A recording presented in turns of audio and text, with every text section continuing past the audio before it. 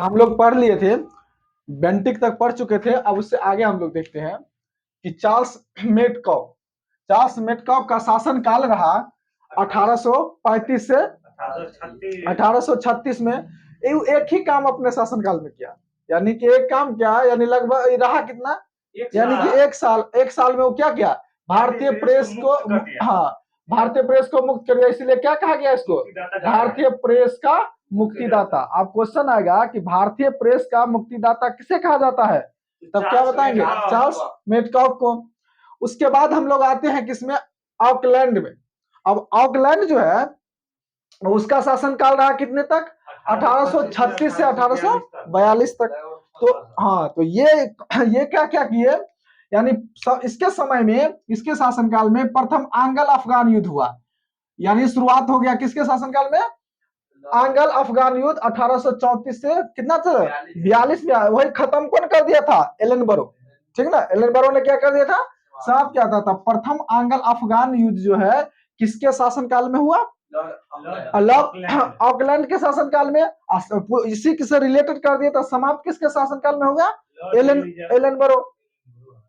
इसने क्या किया, ऑकलैंड ने क्या किया, सरकारी स्कूल में छात्रवृत्ति योजना जैसे स्टाइपेंड देते हैं ना, देते हो ना, मतलब सब क्लास का स्टाइपेंड मिलता है, स्कॉलरशिप। तो छात्रवृत्ति योजना का क्या किया, शुरुआत किया। अब छात्रवृत्ति योजना का शुरुआत किसने किया, तो लॉर्ड ऑकलैंड। किसने किया, लॉर्ड ऑकलैंड।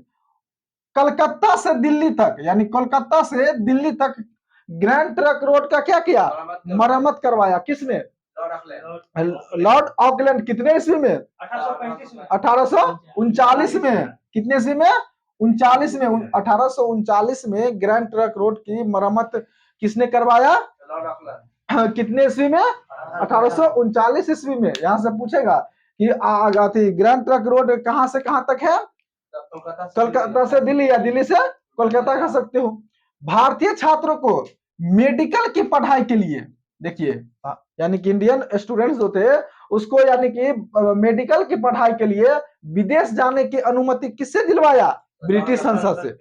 ब्रिटिश संसद से किसने दिलवाया, तो ऑकलैंड। तो यहां से भी एक क्वेश्चन बनता है कि यानी भारतीय छात्रों को विदेश जाने की जो अनुमति है वह किसने दिलवाया, लॉर्ड ऑकलैंड। कहां से, यानी ब्रिटिश संसद से।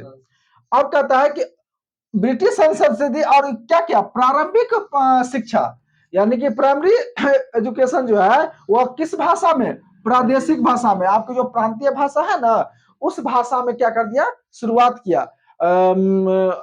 ये मतलब मिसाल मैन हम लोग को कौन थे, एपीजे अब्दुल कलाम। ये बोले हुए थे कि हमेशा क्या हुआ, पढ़ाई जो है ना वो यानी कि क्षेत्रीय भाषा में होनी चाहिए। इससे क्या होता है कि बच्चा ज्यादा से ज्यादा क्या है, अपने भाषा में वो समझ लेता है। तो इसीलिए पढ़ाई का जो स्तर होनी चाहिए ना, वह क्षेत्रीय भाषा में होनी चाहिए। अब उसके बाद हम लोग आ जाते हैं किसमें, यानी कि एलन बरो। एलन बरो ने के समय में क्या हुआ, यानी कि प्रथम आंग्ल अफगान युद्ध उसके समय में क्या हुआ, शुरू हुआ था। इसने क्या किया, इसके समय में समाप्त हो गया। उसके बाद कहता है कि दास प्रथा का क्या किया, अंत कर दिया। दास प्रथा का अंत, जबकि रोक किसने लगवाया था, कर्नावालिस ने लगाया था। लोग पढ़े थे वहां, रोक कर्नावालिस, और अंत किसने किया, लॉर्ड एलिनबरो।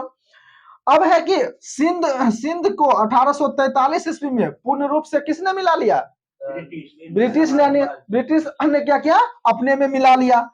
कब, 1843 ईस्वी में। तो एलन बरो से दो तीन बात याद रखिए, यानी कि प्रथम आंग्ल युद्ध क्या हुआ, समाप्त कर दिया। दास प्रथा का अंत किया। सिंध को अपने क्या किया, यानी कि अपने में, सिंध को यानी ब्रिटिश अपने में मिला लिया।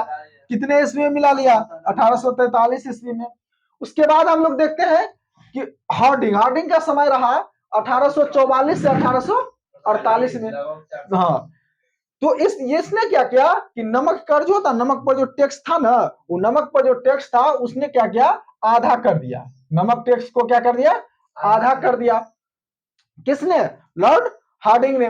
और प्रथम आंग्ल सिख युद्ध जो है ना, अंग्रेज, प्रथम आंग्ल सिख युद्ध किसके, हार्डिंग के समय में हुआ। उसमें कौन जीत लिया, यानी अंग्रेज विजय रहा।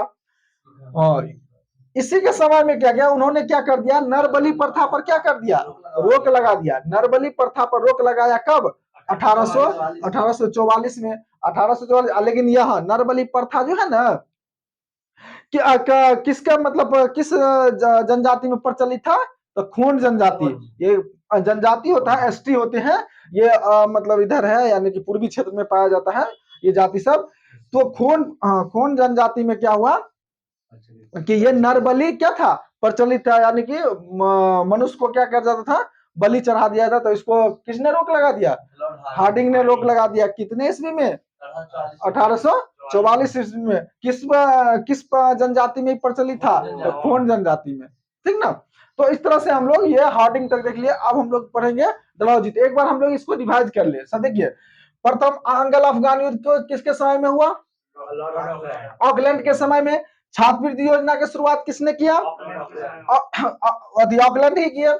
उसके बाद कलकत्ता से दिल्ली तक ग्रैंड ट्रंक रोड का मरम्मत किसने करवाया, लॉर्ड ऑकलैंड। और भारतीय छात्रों को यानी मेडिकल की पढ़ाई के लिए यानी विदेश जाने की अनुमति किसने दिलवाया, ऑकलैंड ने दिलवाया। और प्रादेशिक क्षेत्रीय भाषा में क्या किया, शिक्षा प्रदान कर शिक्षा शुरुआत करवाया। उसके बाद एलन बोरो के समय में क्या हुआ, आंग्ल अफगान का युद्ध शुरू हुआ था। एलन बोरो ने क्या किया, एलन बोरो के समय में समाप्त हो गया।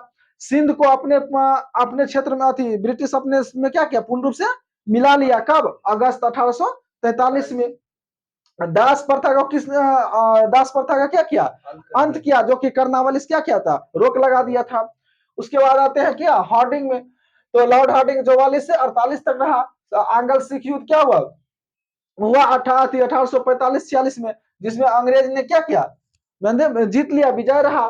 नमक कर को आधा किसने किया, लॉर्ड हार्डिंग ने किया। नरबली पर रोक लगा दिया किसने, हार्डिंग ने। वह नरबली जो होता है किस जनजाति में प्रचलित था, यानी कि खोंड जनजाति में क्या था, प्रचलित था। तो इस तरह से हम लोग इस पॉइंट को याद रखेंगे, जो एग्जाम के व्यू से क्या है, काफी इंपोर्टेंट है।